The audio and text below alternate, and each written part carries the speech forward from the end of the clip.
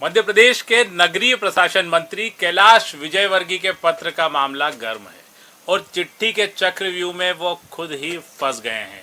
सबसे बड़ा सवाल यही है, क्या मध्य प्रदेश भाजपा के प्रदेश अध्यक्ष हेमंत खंडेलवाल मंत्री कैलाश विजयवर्गीय को तलब करने का साहस करेंगे? क्या सुशासन और अनुशासन वाला भाजपा संगठन कैलाश विजयवर्गीय पर पार्टी को कमजोर करने की गतिविधि के आरोप में बड़ी कार्रवाई करेगा, या भाजपा में अनुशासन का डंडा सिर्फ छोटे कार्यकर्ताओं पर ही चलता है, बाकी के लिए तो ये डंडा सहारे की लाठी है? मध्य प्रदेश के मंत्री कैलाश विजयवर्गीय की आखिर चाहत है क्या? क्या मंत्री जी अटेंशन सीकर यानी मुझे देखो वाली बीमारी के शिकार हो गए हैं, या मंत्री कैलाश विजयवर्गीय के भीतर हीनता या जीवन में कुछ नहीं पा सकने का भाव पैदा हो गया है? कभी वे कहते हैं अफसर चापलूस हैं, कभी कहते हैं संघ में अच्छे लोगों की कमी है। हालांकि मंत्री जी का ये रोग पुराना है। ऐसी ही वाचालता और दुर्वासा वचनों के चलते वे 2013 में संन्यास की राह पर धकेल दिए गए थे।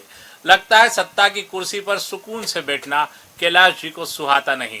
एक बार फिर 2013 के वनवास को बुलावा दे रहे हैं विजयवर्गीय की हरकतों को देखकर लगता है संन्यास और उनके बीच बहुत दूरी अब रह नहीं गई है।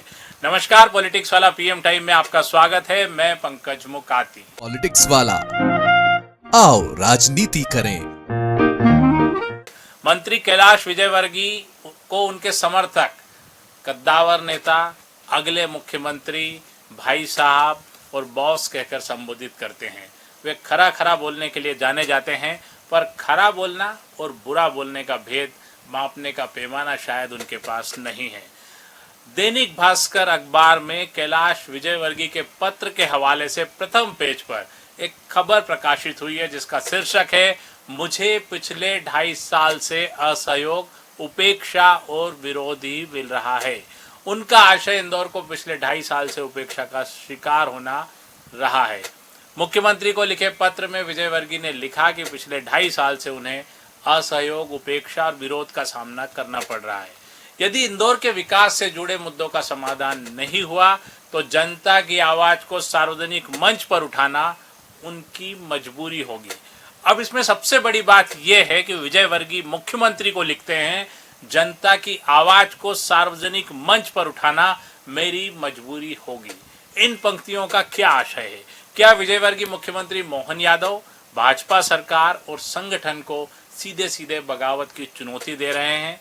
उनकी भाषा तो बागियों वाली ही दिख रही है।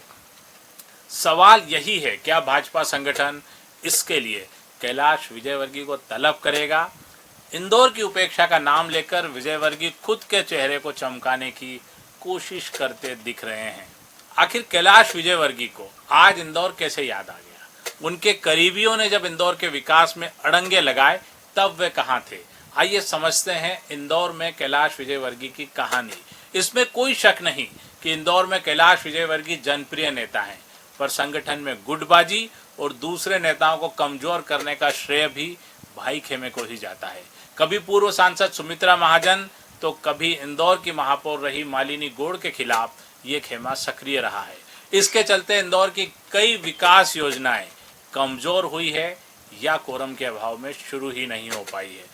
सबसे पहला सवाल, जब मालिनी गौड़ इंदौर महापौर थी तब लगातार कई महीनों तक कैलाश विजयवर्गीय के समर्थक पार्षद नगर निगम की बैठकों का बहिष्कार करते रहे। किसी भी विकास से जुड़े मुद्दे पर ये पार्षद निगम के या मालिनी गौड़ के साथ खड़े नहीं रहे। उस वक्त कैलाश विजयवर्गीय को इंदौर की उपेक्षा का, विकास का ख्याल क्यों नहीं आया?